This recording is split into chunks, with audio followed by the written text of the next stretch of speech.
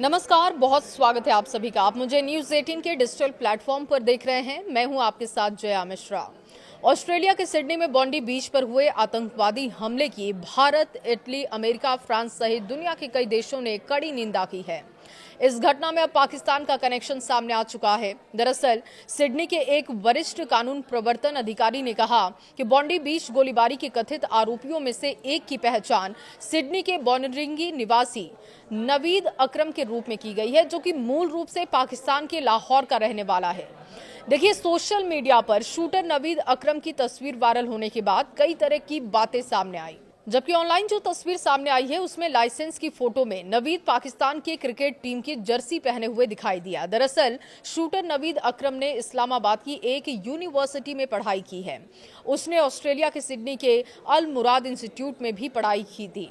अधिकारियों के मुताबिक इस हमले में शामिल दो शूटर्स में से एक को मौके पर ढेर किया गया, जबकि दूसरा गंभीर रूप से घायल है। अब पुलिस इस बात की भी जांच कर रही है कि कहीं कोई तीसरा हमलावर या इनका अन्य सहयोगी तो इसमें शामिल नहीं था। देखिए, ऑस्ट्रेलिया में आतंकवादी हमले की आशंका कुछ लोगों को पहले से थी। ये सिलसिला अक्टूबर 2023 में तब शुरू हुआ था जब हमास के आतंकियों ने इजराइल पर हमला कर 1200 लोगों का बेरहमी से कत्ल किया था। और इसके कुछ ही दिनों के बाद सिडनी में एक यहूदी बेकरी के सामने लाल रंग का उल्टा ट्रायंगल स्प्रे से तैयार किया गया था। ये ऑस्ट्रेलिया में दर्ज की गई पहली यहूदी विरोधी घटना थी, जिसके बाद से लगातार ऐसी घटनाएं घटती रहीं।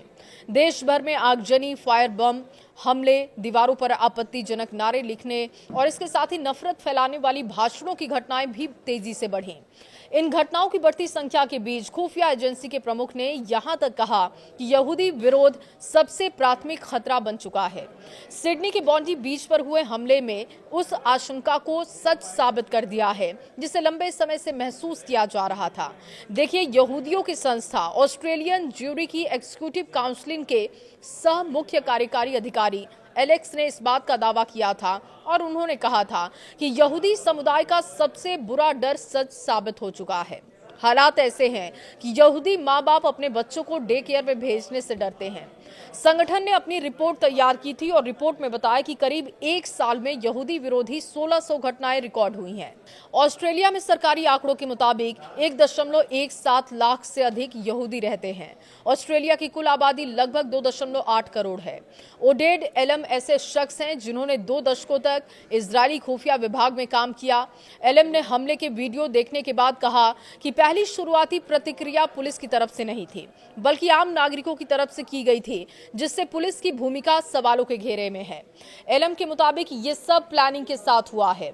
सब कुछ इस ओर इशारा करता है कि ये पहले से प्लान किया गया हमला था। कहा तो ये भी जा रहा है कि सिडनी में आतंकी हमले को अंजाम देने वाला शख्स पहले से ही ऑस्ट्रेलियन सिक्योरिटी इंटेलिजेंस ऑर्गेनाइजेशन यानी कि ASIO के रडार पर था। आतंकी हमले को रोका नहीं जा सका, जिसकी वजह से लोगों की जान गई है। फिलहाल सिडनी में हुए आतंकी हमले के बाद पुलिस इसके पीछे के मकसद की जांच कर रही है। कमिश्नर ने घटनास्थल का जायजा लिया और घटनास्थल पर ISIS का झंडा मिलने की खबरों से इनकार किया, उस पर कुछ भी कमेंट नहीं किया। उन्होंने मकसद को समझने की अहमियत पर जोर दिया। गोलीबारी के दौरान 2 पुलिस अधिकारी घायल हुए हैं, जिनका अस्पताल में इलाज हो रहा है। पुलिस ने आने वाले दिनों में सुरक्षा बढ़ाने की बात कही। हमले से लोग सदमे में हैं। एक बार फिर दुनिया ने आतंक के भयावह रूप को देखा है और इस बार निशाने पर ऑस्ट्रेलिया का सिडनी शहर रहा, जो कि अपनी खूबसूरती की वजह से जाना जाता है।